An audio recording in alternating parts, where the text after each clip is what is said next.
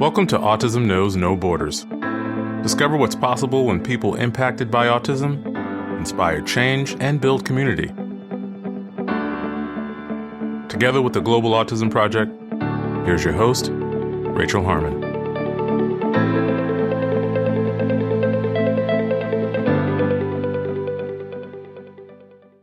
Hello, everyone. Our guest today is Evas Kyomugisha. Evas is the founder and owner of Silver Bells, an autism center in Kigali, Rwanda. Silver Bells offers comprehensive services for families, including applied behavior analysis, speech therapy, occupational therapy, physiotherapy, and music therapy. The Global Autism Project partnered with Silver Bells in April 2019. We have since sent 2 SkillCorps volunteer teams to provide hands-on training to their staff. In today's conversation, Evas and I discuss the stigma around autism in Rwanda, the lack of services in her community, and the pain she feels from having to turn away families who cannot afford to pay for them. She also highlights the country's progress in social reform since the genocide in 1994. Evas talks about what she's learned from working with autistic children, how she leads her multidisciplinary team, and how the COVID-19 crisis has affected services at her center. In this episode, discover what's possible when stigma is shattered by courage. For more information about Evas and her work, please visit our website, autismknowsnoborders.com. And now I present you, Evas Kyomugisha. Hi, Evas. Welcome to Autism Knows No Borders. Thank you for being here today. Hi, Rachel. Thank you for inviting me. Could you please introduce yourself? My name is Evas Kyomugisha. I'm the founder and managing director of Silver Bells. It's located in Rwanda, in the capital city of Kigali. Okay, great. Let's start with how autism is understood and viewed in Rwanda. There's still low awareness. People don't understand what it is. Even there's a lot of stigma where you find that parents hide their children inside their houses. They don't want them to get out. They don't know what to do. So it's still raw. And you find now, like in the center, you find we're receiving more of children who are below 3 years, but parents don't understand. Like they feel our children, because we work all the time, we leave our children with our maids, so they're addicted to movies. That is the problem, but they're not autistic. So most of the parents are in denial, and there's a lot of stigma. So what is the stigma around disabilities in general? They don't understand what it is, so they feel bad to have a child who has disability, yet they don't know what to do. If there was a lot of awareness, then they would understand they can live a normal life if they go through therapy and go to special education. But because they don't understand what it is, that's why they decide to hide. And you find even the public, they feel it's a curse. Like they call these children that they're cursed. When they see an autistic child, they don't understand what it is. They think it's a curse. And that's why even parents decide to hide them in houses. The time we opened up the center, most of the children that we got were from home, like they were closing homes. They wouldn't go to school, they wouldn't get out. You'd find parents maybe are taking their siblings out in game centers, but these children who are autistic are kept at home because they feel when they take them outside, they will embarrass them in public. So they would prefer keeping them home. Mm-hmm. So when they take them out in public, other people will judge them for bringing the kids outside? Yes, because they do not understand who they are. Mm-hmm. And of course, because of their behaviors.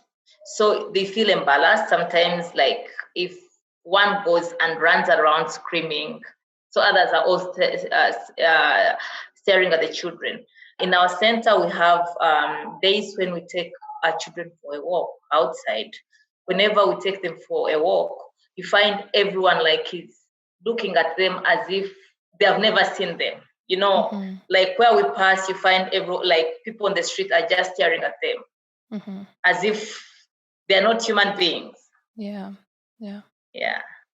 So you said that some parents think that it's a curse, like a curse from evil spirits? Yeah, some think it's a curse from evil spirits. Some think that they are maybe witchcraft. There are very few people who understand what it is. And that's why the stigma. That's why I remember at the time I started the center, my friend told me, why would you go for that? Those kids are cursed. You know, whenever you leave the center, you need to first pray. Don't take the curses to your house. Oh, really? Imagine someone, yeah. So it's a big challenge. Mm. So, what kinds of services are available for families? When we talk about the services available, then I'll talk about my center. Okay. For the moment, we are the only ones that have a comprehensive kind of setup with different services. We have occupational therapy, we have speech therapy, we have special needs education, physiotherapy, and in all, we use ABA in all the departments. Mm-hmm. So, would you say that your center, Silver Bells, is the only place to receive services for autism in your area? In Kigali, there are other centers, but we are the only ones that have all that package. I see. Yeah. Yes. Are doctors diagnosing autism? Now they're trying to understand what it is, because now I'm getting some hospitals are referring children to the center. Parents will call me and they'll say, we have been referred by this doctor to your center. They told us you can support us. But these are big hospitals. So small hospitals do not understand. Clinics do not understand what it is. Mm-hmm. Yeah. Normally, like when they see an autistic child, they think these children are mentally disturbed. They think of taking them to a mental hospital. Yeah. I see. Yeah. So parents are left feeling kind of hopeless and helpless. Yes. Yeah. Like the parents we meet, most of them are hopeless. They don't have hope. They don't know what to do. It's hard for them. They're working. They have these children. It's hard to have a maid home who would understand these children, even taking them to schools. Most schools do not tolerate them because it's hard to handle them. So you find it's hard for parents. Mm-hmm. Is there any government support? Like, how are parents paying for services at your center? The government is now supporting us during the lockdown, because now at the moment, all schools in Rwanda are still closed. But we are happy that in June, they allowed the centers to work, because now they can recognize children with autism. That was a big step on the side of the government, Mm-hmm. because at least they recognized that these children exist and they needed help. Yeah, that's a huge step. Yeah. So, Evas, actually, we have a few listener questions. And the first question is from Andrew Bennett. It's actually a two-part question. So, first, he's asking, is it correct that African cultures are, for the most part, very collectivist? The second part of his question is, how has community action impacted the general perception of autism and its research? It depends on the area. Like now, if we look at Kigali, people are getting to understand the situation. But if you look at people who are outside Kigali, and this is the majority population, you find they do not understand what's happening. It's still low here. It's still low in Rwanda. Okay. If you find people understand autism, there are these parents who have children with autism, and these are parents that have gone to school. These are parents who have decided to make research on what is happening to their children. Mm-hmm. But any other person who has not dealt with the children, they do not understand what it is. Right. Even now, yeah. Mm-hmm. Yeah, but there is a big parent group in your area, right? Yes. There is an association of parents with children with autism and also well-wishers. There are over 100 parents. They gather together, they share information. Yeah. Okay. Yeah, I can imagine that with more and more parents speaking up and banding together to form a movement, to grow awareness, to bring more attention to the government, that's kind of where it starts. You're right. Yeah. Because even them to understand our center, most of them had the center from the parents association. Okay, got it. So our other listener question is from Chang Tran. She's asking, how do teachers in general and in specialized schools teach autistic children about Rwandan history, especially events like the genocide? That's a hard question. It's hard. Even in our center, we haven't tried that because most of the children that we have are nonverbal, and we're trying to begin with the basic skills. So we haven't reached to that level where we can teach them about the history of Rwanda. Mm-hmm. Yeah. So in general, how would you say the country has healed from those events? The genocide happened between 1994 April to July 1994, and over 800,000 Tutsis were killed during the genocide. But after the genocide, a lot has happened. There has been improvement in infrastructure. There has been improvement in the health sector, in the education sector. Also, there has been a lot of empowerment in gender. Mm-hmm. Yeah. So when I was there in Rwanda, I visited you guys last July during our discovery trip with Skillcore. Mm. And I was with Jacob and Cindy, and we went to the Memorial Center in Kigali. And it was very moving to first to read about all of the history, but also to understand how the country has tried to reconcile from those events. And it was actually really inspiring in a way to think that humans can move forward from something that is so tragic. Yeah. Our government has done a lot. It has done a lot of reconciliation. And every April, there's a memorial period. But this has also given an opportunity where the government has put a lot of emphasis in rebuilding infrastructure, in the social economy development, gender equality, and also there's been accountability to genocide perpetrators. So that's also heals the survivors. And also there has been also integration of the former combats, which is also good. Mm-hmm. Yeah, I remember we had a call last April during that Remembrance Week, and I remember that you were reflecting on a lot that was going on then. So I understand it's a very sensitive topic, and I really appreciate you sharing with us because I think it's important for people to hear these stories so that history doesn't repeat itself. Thank you. Yeah. So, Evas, let's go back to your journey with Silver Bells. How did you begin working with the autistic population? Like, when did you first start hearing about autism? Yeah, I'd never heard about autism. I'm a mother. So whenever I would give birth, like when my child would delay in some milestone, I'd always Google and see, that's when I started like realizing about autism.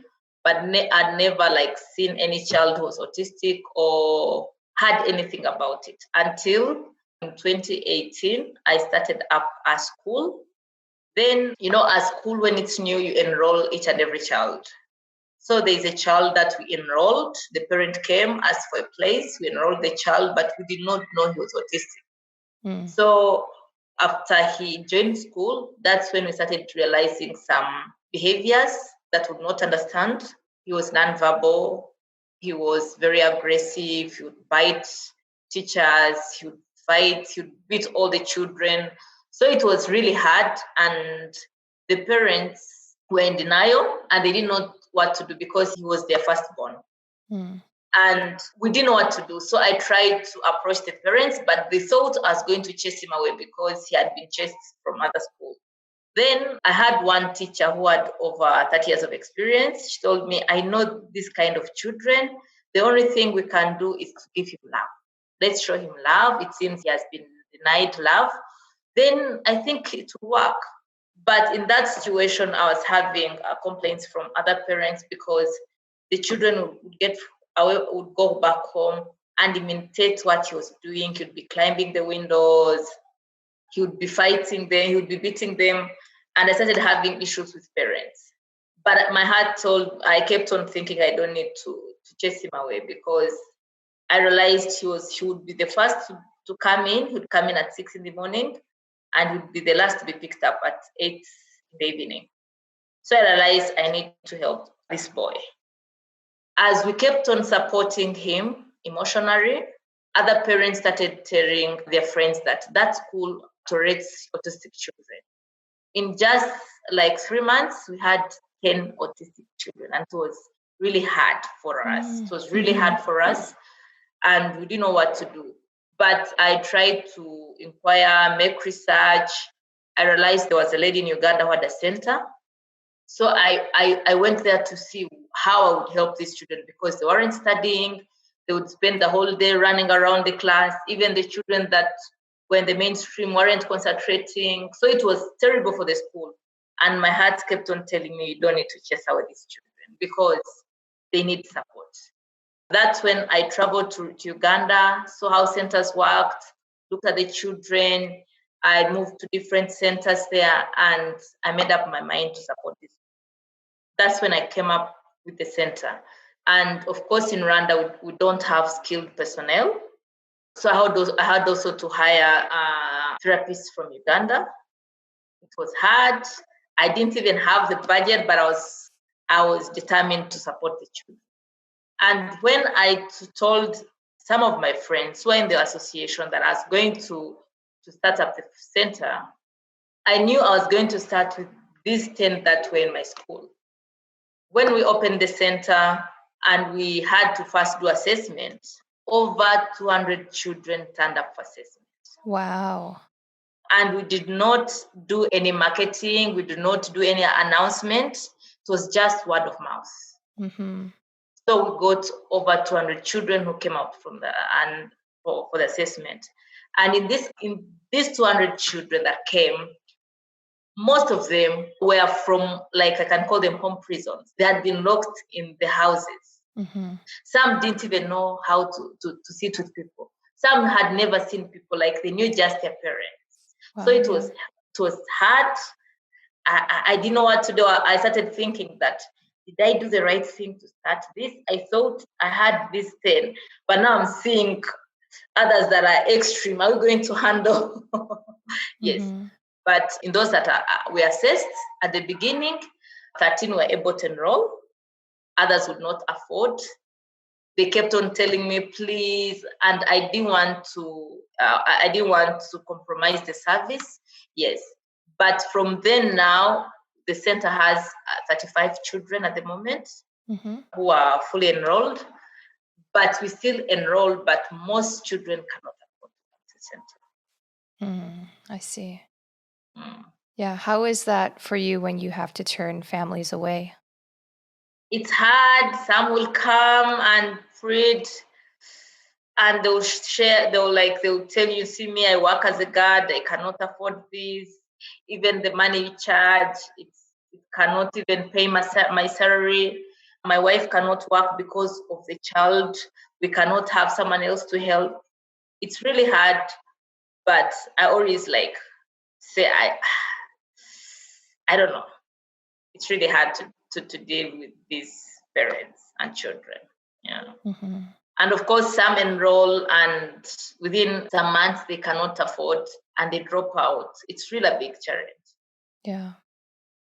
So what have you learned from working with children with autism? It's amazing.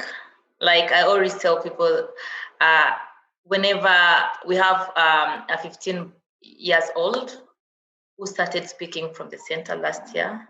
So I always tell people, like, when I see an improvement in someone's life, that is my satisfaction. Yeah.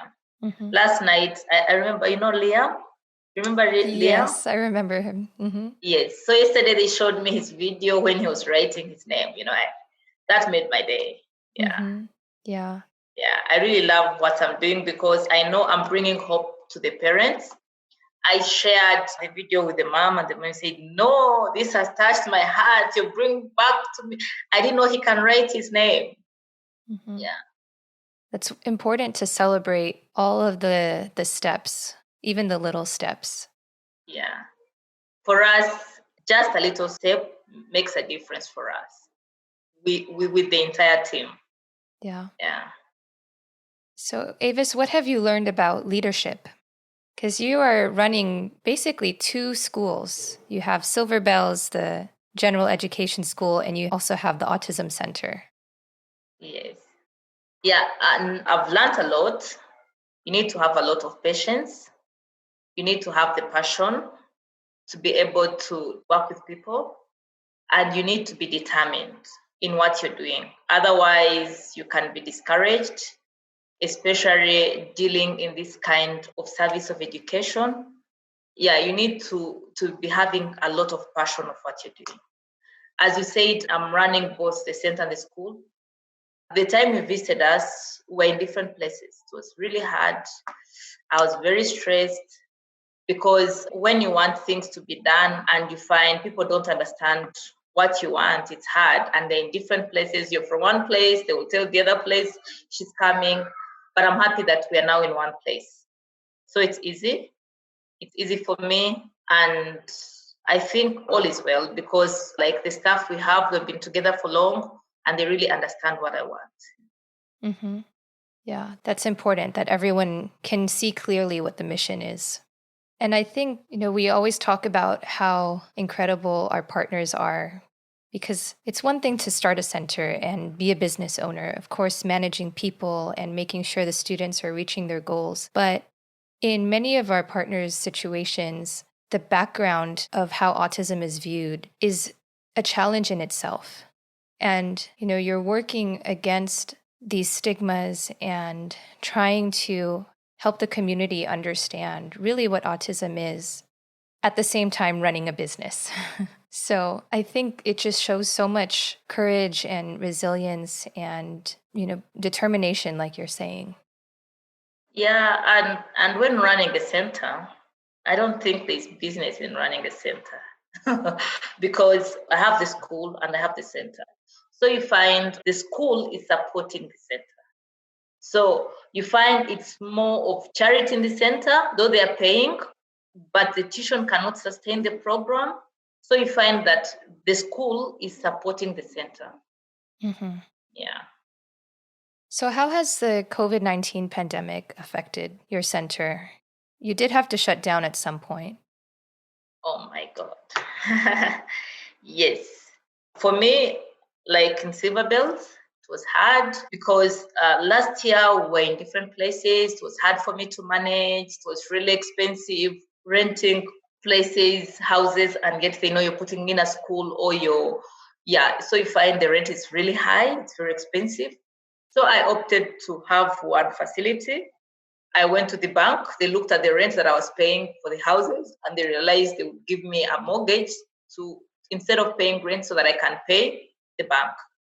So in 2019, November, that's when I got the loan and bought a bigger facility that can accommodate the school and the center. And since even parents believe in inclusive education, they prefer their children to be in an inclusive setup than a center. So Jan, we had to move into the facility. Then in March, that's when we were hit with the COVID crisis. We closed. It was hard. All the money that the school had been used in renovating the facility. And I had 58 staff that wouldn't pay. We paid them May and April, but wouldn't move on to June. And it was really hard for a school that had just entered new premises. But I also thank God, at least the bank understands. If we're still in the rented houses, maybe we would have shut down. Oh, yeah. Because we would not afford to pay the rent. Okay. Yeah, so we closed for 3 months. Then June, we opened the center, but I was worried because I knew the school was supporting the center and I didn't think the center would support itself till now. It has really affected us and we had to lay off some staff because we would not afford to pay all of them. But so far, we thank God. Mm-hmm. So during the time that you were closed, were you offering something to the families or to the students virtually? Yes, from March to June, we were doing online learning, but it was really hard for parents. Some would not they would call and say, we can't do this, we can't manage the children. So even the parents are the ones that had to talk to the ministry so that they would let the children come back to school because they would not help the children home. It was hard for them. How were you supporting your staff throughout that time? It was hard, and some of my staff, I also rent houses for them, especially the ones that are not Rwandans. Mm. So it was hard. I had to cut their pay and pay them 50%, which we agreed on because we are looking at the situation. And I had also to get some credit so that I would support them, since they're not even in their own country and they all were looking up to me. Yeah. Mm-hmm. Yeah. Were you able to keep the parents in communication with each other? Yes, we have some groups, like we're doing online learning for all parents. Those who would manage would still work with the children, but for us, we try to do what we can. Yeah. Mm-hmm. Like every day, we would share with them what we expect them to do. Some would do it, some would call and say, no, it's impossible. They cannot even sleep. It was hard. Like I would always have calls at night. Why don't you talk to the government? Why don't you tell them about our situation? We cannot handle these children. Yeah, but we're now back to the children are back to the center. Okay, great. And what is the current situation in Rwanda? About the pandemic, Mm-hmm. the cases have gone down, and some of the schools are going to be open soon, but will open in phases, like according to the ministry's plan. Like universities might open in October, then upper primary, secondary November, and the rest in October. So like you find the country is stabilizing at the moment. Mm-hmm. So Avis, what is your vision for Silver Bells? Yes, the time I decided to support these children, I've not reached my goal. I thought I would support children who are autistic and other children that have mental disability. But I realized if we assess over 200 and we have 35 children, I'm not reaching my target. So as Silver Bells would want to see how we can go into rural areas, train staff so that even at least in each school, there is someone who can support these children because they cannot all afford to come to the city. And at least in every district in the country, at least we have someone who can support children who are autistic in the country. Mm-hmm. That is my vision for the center. Mm-hmm. Yeah. And simultaneously growing awareness and acceptance and inclusion with each family that you are impacting. Yeah, we also do trainings. We do trainings for parents, though some do not want to attend, and some do not even want people to know that they are bringing their children to the center. Mm-hmm. So it's hard. We call them for trainings. You find the same. If we have maybe 35 parents, 5 are the ones coming for the trainings, and you find the same 5 are the ones coming for all the trainings. So we still have a long way, but we know we'll reach there. Is it that they don't want people to know they're going to the center because of the stigma in the community? Some do. Also, some have lost hope. They think their children cannot do anything. Last quarter, we had a sports day, and we invited parents to come in for the sports day. And we were supposed to begin at 9. No one had turned out. It was 10. We had to call them, and they were saying, what can those children do? We said, come and see what they can do. No one believed in their children, and we had to wait for them. We called each and every parent, said, we will not start before you come in. Most they came in at 11 and were supposed to start at 9, which meant they did not expect their children to do. They thought we had invited the children in the normal school, but when they came, they're all surprised. They realized their children can. Yeah. Mm-hmm. So they still have that mentality of, I just put the child there but they don't understand that the children have the potential. to live independently. Yeah. I see. It takes seeing it with your own eyes to actually believe it. Yeah. Because if someone is telling you, it can mean nothing unless you can actually see the gains yourself. Mm. Do you ever invite parents to come observe sessions at the center? Yes, we always have evaluation sessions, and we decided also to have like sessions to evaluate them. Like we had one session and one parent did not know his son is reading, and we gave his son to read a book and said, no, what are you talking about? He cannot read. But when the son started reading, the dad started crying. He did not know, because they don't even get time to follow up on what they're doing at school because they have already lost hope. Mm-hmm. Yes, so like we told them, next time we'll be inviting you, you share with us on what you do with the children at home. We don't want you to just be dropping them here. We also want you to show us what you do with the children home. Mm-hmm. So that inspires them, because they know next time we call them, they should tell us something. Yeah. Yeah. So that gives us a picture of how they feel about their children, because he didn't know his son was reading. Mm-hmm. Yeah. Yeah, it's important to empower the parents so that they know that they can work with their kids at home too. Yeah. And we also have said, their parents, you find if one parent has accepted, the other one is still in denial. So what we do, we invite the parent that we think has not been the life of the child. So if the father is the one coming to school often, asking for evaluation, next time we invite the mother. Mm-hmm.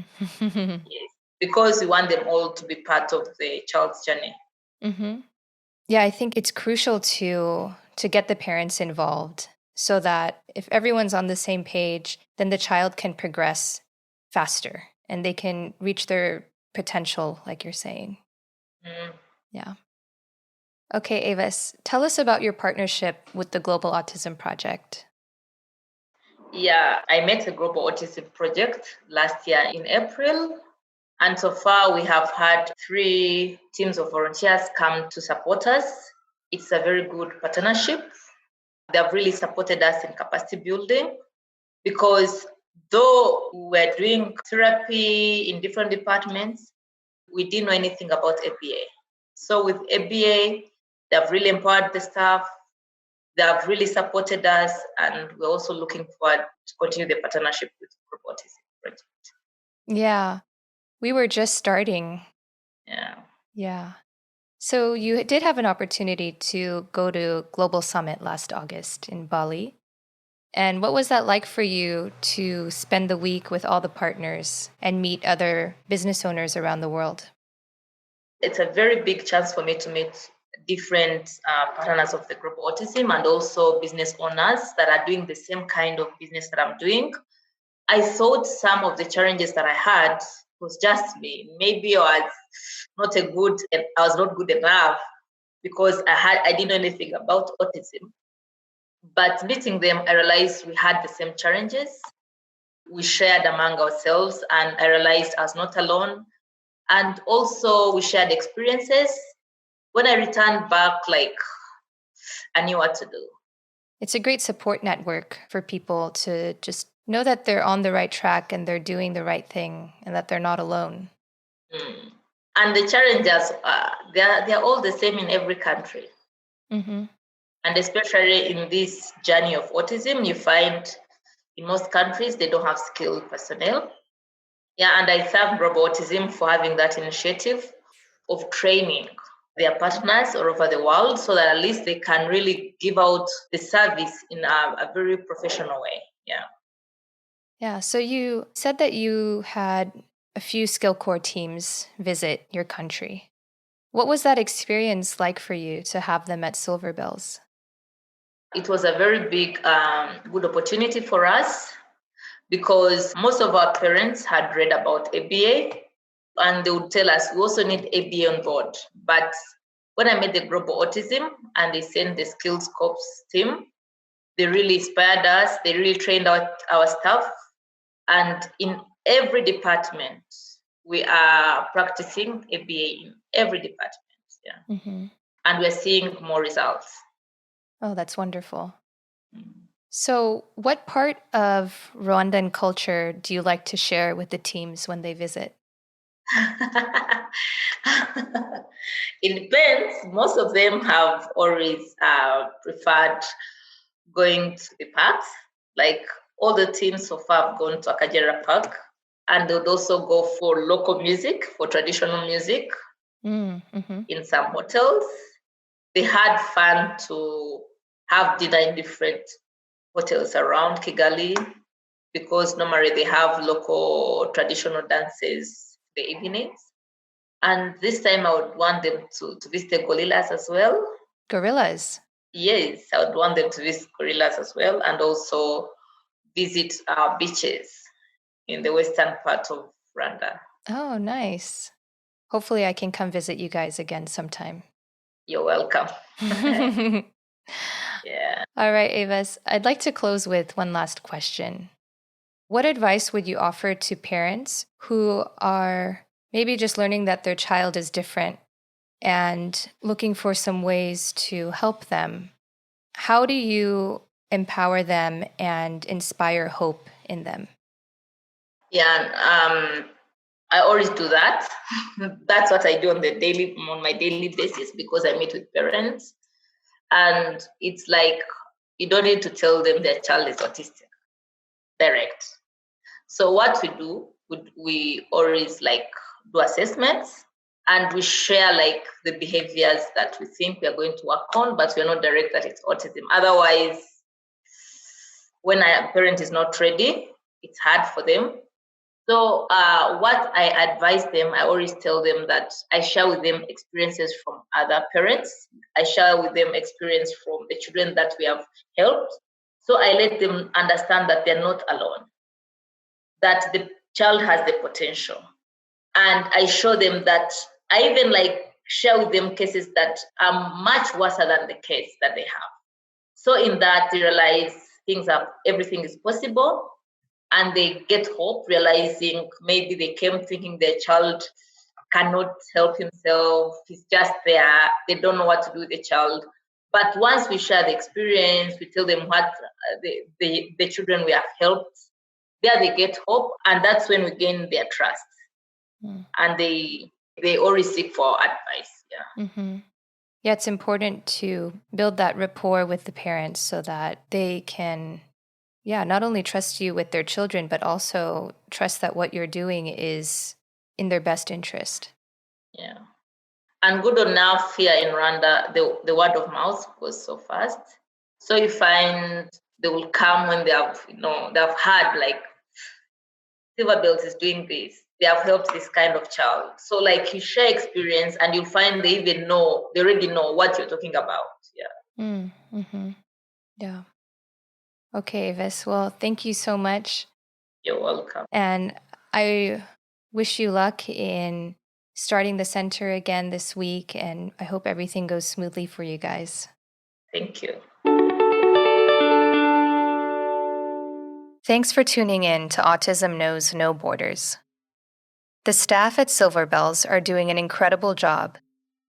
With every child they teach and every parent they empower, they are shattering the stigma of autism and instilling hope in the hearts of families. As parents feel more comfortable taking their children out in public and speaking openly about autism, their communities begin to understand that autism is neither a curse nor anything to be ashamed of. Increased awareness often leads to more trained professionals and financial support from governments, improving the likelihood that families will receive the services they need. No child should be left hidden at home. Just a reminder that we're still taking donations for our COVID-19 Partner Relief Fund. Since the start of the crisis, our partners all over the world have been adapting their services to support some of the most vulnerable children and their families. The good news is that you can help ensure schools like Silver Bells continue running services by making a donation today. 100% of your donations to the Partner Relief Fund go directly to our partners who need it most. You will be supporting internet access for remote teaching, educational materials, and protective equipment. You can make a difference today by supporting families and their children in our partners' communities. Donations can be made at globalautismproject.org. Thanks for listening. Take care. Tune in each week for engaging conversations of how people across the globe are inspiring change and building community. You've been listening to Autism Knows No Borders, brought to you by the Global Autism Project. You can find Rachel's notes for this episode and learn more about today's guests at autismknowsnoborders.com. If you enjoyed this episode, please subscribe to the show on iTunes or wherever you get your podcasts. By doing so, you'll be helping us increase awareness and acceptance of autism around the world.